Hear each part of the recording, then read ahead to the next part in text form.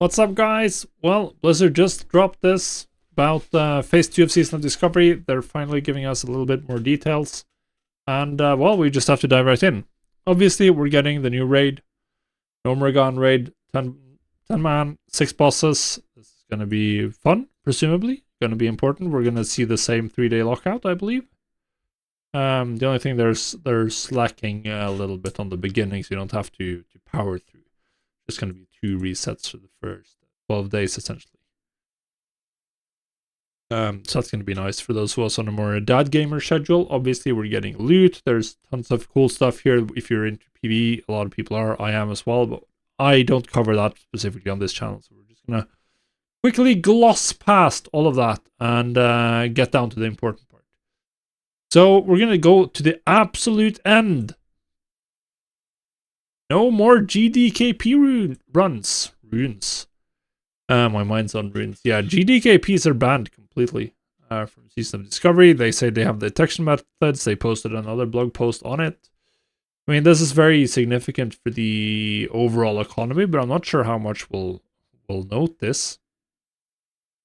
So obviously, what does this mean? Well, it means all the people who are doing GDKPs to generate their gold, they're going to have less gold. Obviously, gold is less valuable now since you can't use it to buy everything, but the people who are using the gold to buy everything, to gear up their characters, they're probably buying the gold from RMT sources. Personally, I don't think this is going to change too much in terms of like how you feel the economy as like a normal someone who would do the kind of things I do, just craft stuff, post it on the auction house. People are still going to buy. Most people buy because they want to do big damage. That's the kind of thing they do. That's why they're buying the items they're selling. So I think this isn't too impactful, but we'll see. There's definitely going to be some players who relied on GKDPs who are now going to have a lot less gold, and they might look to other sources because they can't just be geared and get paid to essentially carry people. Then we're going to scroll back up to this part, the profession updates. This is huge, honestly. There's a lot more changes than I would have expected. They're adding 20 new recipes. Across all crafting professions, they're getting new recipes. That would be three recipes on average, at least per profession. That's going to be exciting to see. Obviously, what we see already here, this is the bind and pickup profession specific gear.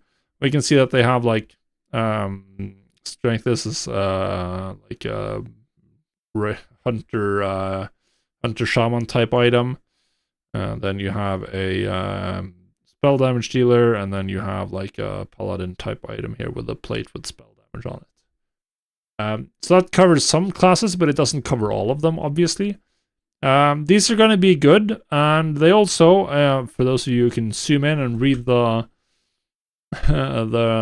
list of materials, there's a lot of new materials here. Low background true silver plates, that doesn't exist. Faintly glowing leather, I'm not sure if this is it in. Insulating niodine, completely new. Hyperconductive arcanofilament. Like, a lot of these items sounds like things that drop from mobs or get salvaged from mobs in Nomragon, so I'm going to assume that that's where they come from. This is from there. And then there are some interesting materials here, like the shadow oil for this leatherworking helmet. This is a crafted item from alchemy. The recipe is already available, by the way, because it's from vendors. So that might be interesting.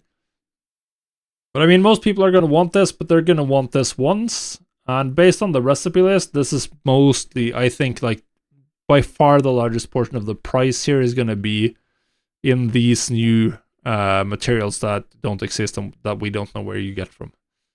Depending on how hard they are to obtain, maybe some of them are bind and pickup. But they do say here that there's going to be new materials that players will be able to find and trade with others. So we're going to assume that most of these are are not bind and pickup. Maybe this iodized, maybe one of the items is a bind and pickup item that sort of limits how many of these you can craft some way. Similar to how the Void Pearl worked. We'll see. Now, here is just some other interesting things.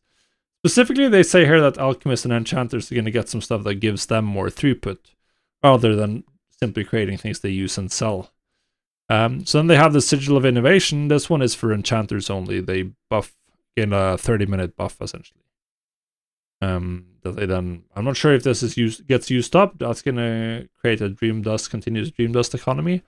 And then you have this Rejuvenation Potion, which also gives you a attack power and spell damage buff for 15 seconds.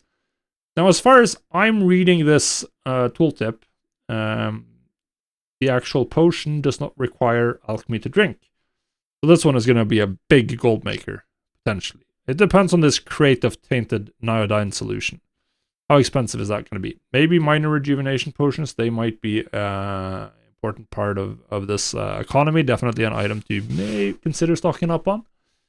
Might sell much better than anticipated. But it does depend. Like, from what I'm reading, this is the recipe tooltip. So the recipe requires alchemy 225. And then the item tooltip is here, and there's no like alchemy required. They might change that. Might just be a test build. Might not be the finished version. They do say that this is going to be for alchemists to use themselves and not to sell on the auction house, which we'll have to see. Obviously, there's going to be more recipes as well, but what they showed is a little bit exciting. I mean, we all know, well, I don't know if we all know, but I definitely love new recipes. And figuring out new ways to make gold. There's definitely some things they didn't mention, like the Azeroth Commerce Authority, stuff like that. We'll just have to see if that's going to be a thing. I would expect it is going to be a way to obtain runes. But yeah, this is kind of exciting. Profession-based gold making is looking very interesting. It looks like it's going to get shaken up a lot more than we might have thought. So yeah, I'm looking forward to the phase in the next one.